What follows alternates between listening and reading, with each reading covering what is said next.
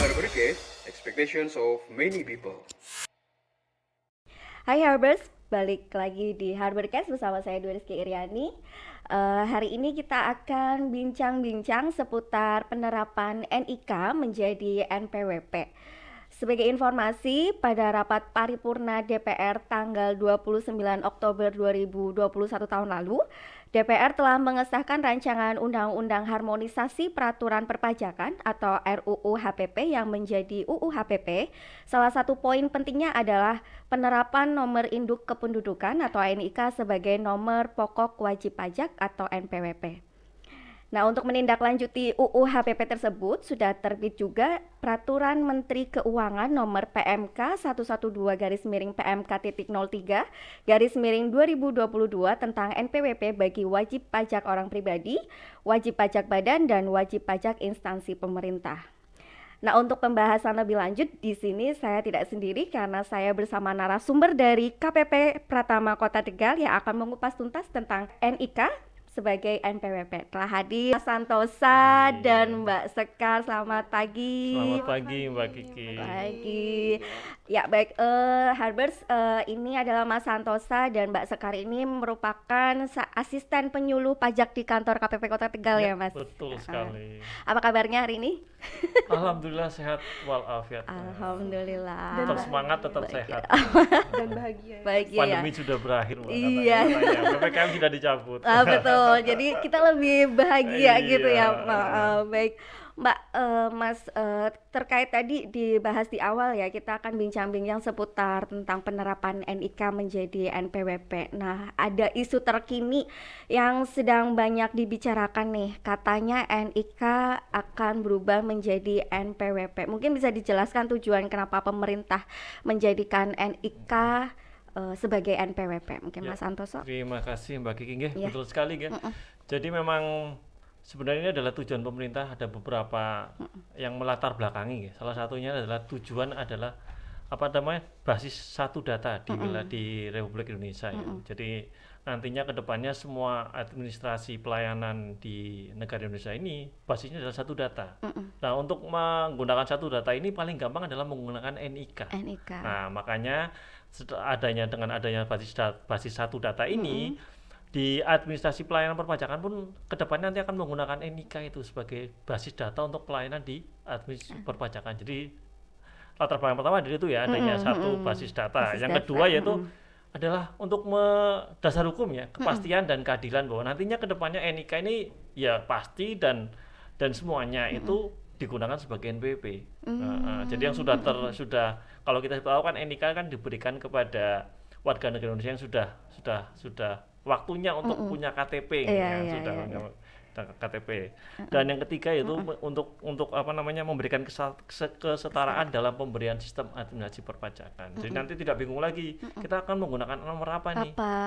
Nanti di sana menggunakan NPWP, di sini menggunakan SIM, di sana menggunakan. Nah, kedepannya NIK ini yang kita gunakan sebagai dasar untuk pelayanan administrasi perpajakan. Seperti itu Mbak Kiki. Oke. Baik. Lalu kebijakan NIK sebagai NPWP, apakah setiap penduduk yang memiliki NIK harus membayar pajak? Mungkin bisa dijelaskan Mbak Sekar.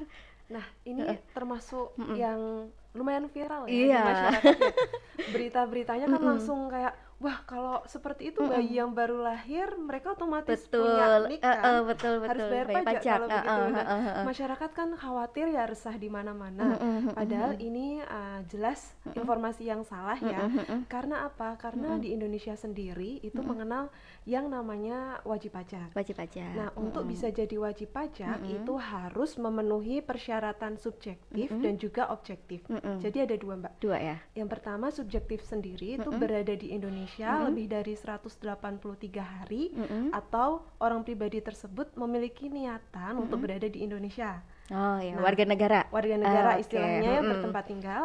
Nah, kalau begitu kita yang tinggal di sini otomatis wajib pajak? Tidak lagi, dia harus memenuhi syarat yang kedua, yaitu namanya syarat objektif. Objektif ini kan melekat ke objek. Berarti ketika orang pribadi tersebut memiliki penghasilan. Oh iya. Jadi harus yang berada di Indonesia dan memiliki penghasilan. Lagi pula jika seseorang itu memperoleh penghasilan, nggak serta-merta dipajaki juga ya Mbak ya. Iya. Ada yang Karena kan nggak semua ya. Iya betul. Ada yang namanya batas tidak kena pajak. Untuk besarannya itu bergantung ya. Kalau usaha itu kita tahu besarnya 500 juta dalam setahun. 500 juta. Lebih dari itu baru dikenakan pajak UMKM seperti itu. Itu khusus untuk orang pribadi ya Untuk Mas orang sekarang? Oh, itu ya untuk orang Orang pribadi. usahawan. Oh, Usahawan. pengusaha ya. Iya. Kalau yang orang pribadi karyawan itu besar batas tidak kena pajaknya bergantung pada subjeknya masing-masing. Misalkan saya nih belum menikah ya. Iya. Promosi Mbak. Saya Sekalian belum ya. menikah. Jadi belum Belum menikah. taken ya. Belum taken. Kali aja ya, Mas. Kali aja ya mencari jodoh Mencari lewat podcast. Lewat podcast ya. Betul. Jadi untuk belum menikah itu tadi batas tidak kena pajaknya sebesar 4.500.000 dalam 1 bulan. Artinya apa? Kalau saya kerja terus penghasilannya masih UMR ya Iya. di bawah Di bawah 4,5 juta. Oh, 4,5 juta ya. Itu tadi maka tidak perlu membayar pajak. Pajak. Seperti itu, Mbak. Oke, berarti memang ada kualifikasi tersendiri. Enggak semua orang harus bayar pajak gitu ya, Mas ya. Iya, Memang karena harus memang ada ada persyaratan persyaratan ketentuan ya. subjektif dan objektif, Objektif itu itu yang ya. diatur di undang-undang. Mungkin yang harus dipahami lebih lanjutnya Iya. mungkin itu kali ya. Jangan takut dulu sama pajak. Iya, kadang kan kita udah mikir NIK menjadi NPWP, aduh, makanya kalau di sini misalkan gaji masih di bawah UMR kan mereka juga udah yang overthinking, waduh aku bakal bayar pajak berapa nih kayak gitu kan. Lalu untuk perubahan NIK menjadi NPWP merupakan integrasi administrasi perpajakan berbasis kependudukan atau integrasi NIK menjadi NPWP. Ini maksudnya seperti apa ya, Mas? Jadi kalau sebelum ada aturan ini ya, untuk pendaftaran BPP kan dulu wajib pajak atau warga negara Indonesia yang ingin mendaftarkan BPP kan harus datang ke kantor pajak nih, mendaftarkan sendiri, atau sekarang mungkin melewat halaman kita ya, irek.pajak.id. Nah, nanti ke depannya itu cukup dengan secara online saja, tidak perlu datang ke kantor pajak. Asal yang bersangkutan sudah punya NIK, sudah punya KTP lah, sudah melakukan perekaman KTP, nanti cukup mengaktifkan NPWP-nya atau mendaftarnya di halaman tadi irek.pajak.id. Nah, penggunaan NIK sebagai NPWP ini sendiri nanti ada 3 format sendiri. Kalau untuk orang pribadi otomatis ya, Iya, NIK-nya sendiri. NIK-nya. Kalau NPWP sekarang ada 15 digit gitu. Nah, nanti NIK kan 16 digit, otomatis nanti nomor NIK itu yang menjadi NPWP.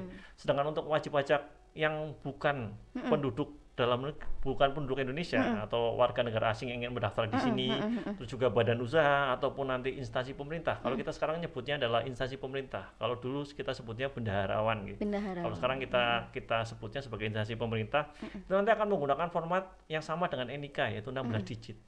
Jadi untuk NPWP yang sudah lama terdaftar yang 15 digit, nanti tinggal menambahkan satu digit lagi di depannya, sehingga menjadi 16 digit. Sedangkan satu lagi yang banyak juga adalah BP cabang. Kalau BP cabang tadinya adalah mendaftar sendiri, jadi mengikuti NPWP yang pusatnya. Kalau nanti ke depannya dia menggunakan namanya nomor identitas tempat kedudukan usaha atau kita sebutnya NITKU gitu. Nanti menggunakannya itu Mbak, untuk melaksanakan kewajiban BP cabangnya, seperti itu Mbak Kiki. Misalkan saya punya CV misal gitu Mas, berarti kan saya harus membayar pajak ya. Iya. Itu nanti yang didaftarkan apanya? Yang didaftarkan adalah badan usaha. Badan usahanya, nomor badan usahanya. Sebenarnya ya? bukan cuma badan usaha ya, dua-duanya, artinya pemilik perusahaannya dan badan usahanya. Kalau badan usaha kan berarti ada bukti pendiriannya. Betul. Nanti itu yang didaftarkan sebagai dasar untuk mendaftarkan NPWP. Nah, nanti kedepannya akan menjadi 16 digit, bukan sekarang seperti sekarang, yaitu 15 digit. Seperti itu Mbak Kiki. Oke, wah. Kemudian nih Mbak Sekarlaka, apa aja sih yang harus dilakukan agar NIK menjadi valid dan dapat berfungsi sebagai NPWP? Oh iya, jadi nanti kan ada perubahan format NPWP tersebut menjadi NIK ya. Nah, masyarakat itu perlu proaktif melakukan usaha. Jadi nggak diem aja, Mbak. Iya. Kegiatannya itu namanya pemutakhiran data. Jadi tujuannya apa sih? Untuk sinkronisasi data yang dimiliki oleh Direktorat Direktorat Jenderal Pajak dengan data yang terdaftar di Dukcapil. Karena kita kan nanti bakalan nginduk ya satu data. Jadi kita harus samakan dulu nih Iya. data yang di Direktorat Jenderal Pajak dengan yang di Dukcapil. Dukcapil. Nah, untuk sinkronisasinya itu namanya pemutakhiran data. Pemutakhiran data itu bisa dilakukan dengan dua cara nih teman-teman ya sekalian ya. Yang pertama itu bisa dengan manual datang langsung ke KPP tempat terdaftar atau online. Atau Nah, online. online ini cocok banget nih buat generasi muda seperti Nggak saya mau yang ribet suka ya. males ngantri, Iya, suka betul, rebahan betul, ya betul, Mbak ya. Generasi Jadi- Z katanya. Iya. Generasi Z. Z, W atau apa ya?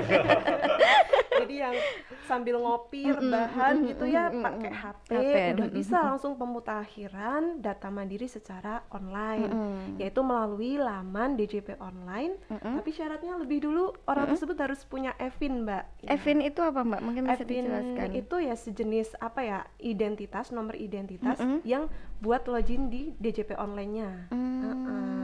Untuk pemutakhiran data kita cukup siapkan KTP sama kartu keluarga aja. Scan ya, berupa scan-scanan ya? Enggak. Oh, nggak cuma perlu ketik nomor nomor aja. aja. Oh, berarti nggak ada dokumen yang diupload gitu? Nggak ada. Oh, berarti langsung begitu udah dimasukkan nomor Nomornya nanti NIK muncul, langsung muncul? valid atau Valid? tidak. Nah, Oh. ini tujuannya buat sinkronisasi tersebut karena banyak sekali kejadian yang kita alami di lapangan. Orang-orang itu sewaktu daftar NPWP kurang huruf titik Iya. atau kadang penulisannya ejaannya salah, nggak sesuai dengan KTP begitu ya. Nah, itu tujuannya untuk mensinkronisasi tersebut. Nanti kan hasilnya ada dua, Mbak. Iya. Valid atau tidak Tidak valid. valid. Kalau valid berarti datanya sudah sesuai. Sudah masuk Dan ya. iya, antara Direktorat Jenderal Pajak dengan Dukcapilnya sudah sesuai.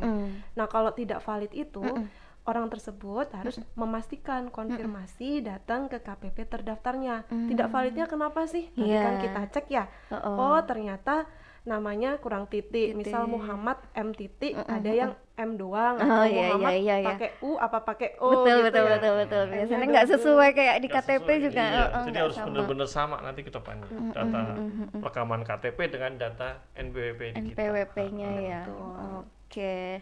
Nah, terus gimana sih Mas ketentuan NPWP untuk wajib pajak orang pribadi bukan penduduk, badan dan instansi pemerintah? Ya, seperti yang tadi sudah saya singgung di depan ya Pak. Nah, wajib pajak itu bukan cuman wajib pajak orang pribadi, juga wajib pajak yang bukan penduduk. Artinya dia memang bukan penduduk warga Indonesia, cuman mendapatkan penghasilan di sini. Nah, Ada juga yang kedua adalah dalam bentuk badan usaha atau kita sebutnya badan. Yang ketiga adalah tadi bendara atau kita sekarang lazimnya kita sebutnya adalah instansi pemerintah. Nah, jadi untuk tadi ya kita sebutnya adalah di tujuan awal tadi adalah kesetaraan. Jadi nanti semuanya akan sama menggunakan NIK. Nah, bedanya tadi kan cuman kalau NIK itu adalah 16 digit, kalau NPWP 15 digit. 15 digit. Jadi nanti ke depannya bagi wajib pajak badan bukan penduduk atau instansi pemerintah, baik yang baru mendaftar atau nantinya sudah terdaftar, nanti otomatis NPWP-nya akan menjadi 16 digit sesuai dengan digit NIK gitu. Bagi yang sudah terdaftar lama nanti tinggal menambahkan satu digit 0 di depannya. Nah, kalau yang baru terdaftar otomatis nanti akan yang keluar adalah sebanyak 16 digit. 16 digit. Seperti itu Mbak Kiki. Oke, berarti memang harus dicantumkan tadi ya Mas ya. Iya, Ininya. Oke. Terakhir mungkin pesan yang perlu disampaikan kepada wajib pajak terkait ketentuan perpajakan terbaru ini. Oh ya, baik. Jadi untuk format perubahan menjadi NIK, format baru tersebut itu mulai berlaku resmi di tanggal 1 Januari tahun 2024. Masih tahun depan Tahun lagi depan. ya. Nah, sampai dengan tanggal 31 Desember tahun 2023, masyarakat itu yang orang pribadi ya perlu melakukan tadi yang sudah kita sebutkan, pemutakhiran Badan. data. Kalau seperti kita itu ya. sebutnya biasanya gampangnya di kantor tuh validasi Validasi. NIK. Validasi NIK, betul. Itu kan perlu dilakukan ya. Nah, untuk yang format NPWP lama itu masih bisa dipakai sampai tanggal 31 Desember tahun 2023. Oh, terakhir tahun ini ya berarti Iya, ya, Mbak. betul. Nah, kita menghimbau kepada masyarakat semuanya untuk yuklah kita mari lakukan validasi NIK agar NPWP dengan format barunya nanti bisa digunakan. Selain itu, kita juga mengingatkan nih kepada wajib pajak jangan lupa untuk melakukan kewajiban perpajakannya. Ini Nah, musim Iya. SPT tahunan Iya, ya Mas. iya. iya betul iya. Biasanya Ini ya. kalau gampangnya itu punya NPWP ya sudah selesai gitu kan. Padahal nanti ada kewajiban yang mengikat Mengikat. atas kepemilikan NPWP tadi. Dan bikin laporan-laporan juga gitu ya. Iya. Setahun sekali Setahun aja. Setahun sekali. sekali. Kalau orang pribadi itu sampai maksimal di Maret, kalau badan maksimal di April. Oh, Oke. April. Nah, untuk Oke. kawan-kawan pajak yang kesulitan, misalkan aduh rumah saya jauh ya di pedalaman susah kesininya, itu kita menyediakan sarana konsultasi melalui daring, yaitu bisa di live chat di laman pajak.go.id, bisa DM di Twitter Twitter. Kring @kring_pajak, atau juga bisa chat kami melalui WA Mbak. Kita Iya. sediakan layanan konsultasi Konsultasi online melalui WA. Wah. Itu ada di laman link tr.ee/konsultasi pajak Tegal. Ya, jadi jangan ragu hubungin kita ya. Jadi nggak usah ragu-ragu, misal bingung-bingung ya udah dah, nggak usah. Ini sekarang dipermudah semua ya, kita jalur online-nya ada, mau lewat medsos juga ada, jadi nggak perlu ke sana juga masih bisa kita konsultasi gitu ya Mas. Iya, seperti kata pepatah lah Mbak. Apa? Namanya? Orang malu bertanya Sesat. kesesat di jalan. Oh iya betul. Kalau ini juga nanti kalau bingung ya tinggal tanya saja. Udah kita sediain banyak jalur kok untuk bertanya kok. Oh gitu. Banyak 1000 jalan ke Roma. Asik. Roma Ira. Roma Irama. Kalau ini Mas, misal saya sudah menikah, berarti karena saya tidak ada NPWP, apa ikut suami atau gimana ya? Nah, ini yang sebenarnya kalau dasarannya adalah aturan perpajakan di Indonesia gitu. Satu keluarga itu sebagai kepala keluarga adalah otomatis suami gitu, Iya. sebagai keluarga. Jadi NPWP untuk yang sudah berkeluarga itu cukup satu sebenarnya. Cukup satu. Yaitu NPWP suami. Istri bisa ikut NPWP suami. Nah, jadi tinggal cetak ulang NPWP, nanti ada namanya NPWP istri gitu. Nama istri garis miring nama suami gitu kan. Nah, cuman memang ada pilihan bagi istri yang ingin menjalankan kewajiban perpajakan sendiri, itu juga bisa mendaftarkan sendiri. Boleh sendiri. Cuman ya otomatis nanti terikat atas kewajibannya gitu Iya, lagi. iya. Jadi kalau tadi cuman suami yang daftar, artinya yang punya kewajiban untuk lapor itu cuman suami saja. Suami aja. Cuman kalau kalau suami lagi jadi. Kalau istri mempunyai NPWP sendiri, otomatis kewajiban jadi terpecah dua. Suami lapor sendiri, istri lapor sendiri. Karena itu terikat dengan kewajiban setelah memiliki NPWP-nya. Seperti itu Mbak Kiki. Kalau lapor gabung kan penghasilannya dijumlah ya Mas. Dijumlah. Oh, jadi digabungin satu. saya sama Jadi, suami gitu ya. Sudah kan sampean sebagai suami kepala keluarga ya, sampean yang laporan, saya nggak usah laporan aja, gitu kan. Nggak ribet ya? Nggak ribet. Sebenarnya nggak ribet kalau jadi satu mungkin ya Mas. Iya, lebih nggak ribet ya. Jadi kalau memang misalnya misalnya ada juga nih sebelum menikah sudah punya NPWP nih. Nah, ternyata begitu menikah suami Iya. sudah punya NPWP, istri sudah punya NPWP. Nah, itu ada ketentuan bisa mengajukan penghapusan NPWP istri dengan alasan ikut NPWP suami. Berarti tinggal pilihan Iya, sendiri sih tinggal ya dalam pilihan sendiri keluarga saja. itu ya. Oke, baik Mas Santosa, Mbak Sekar, terima kasih atas informasi yang sudah disampaikan nih terkait dengan NIK menjadi NPWP ya. Ini sangat informasi yang sangat bermanfaat dan penting sekali ya buat kita. Terima kasih atas kunjungan dan waktunya main di Politeknik Harapan bersama Mas Santosa, Mbak Sekar. Terima kasih sudah diberi kesempatan untuk berada di tempat yang bagus ini. Iya, saya jadi wah ini tempatnya ya. Aduh, mau kuliah lagi? Sudah Ingin pusing sih ya. ya. Udah mestinya. Oke, baik Habers, demikian perjumpaan kita pada pagi hari ini bersama teman-teman kita dari KPP Pratama Kota Tegal. Semoga informasi yang telah diberikan oleh Mas Santosa dan Mbak Sekar ini bisa bermanfaat bagi teman-teman kita semua. Baik, dari saya sekian. Wassalamualaikum warahmatullahi wabarakatuh. Waalaikumsalam warahmatullahi wabarakatuh.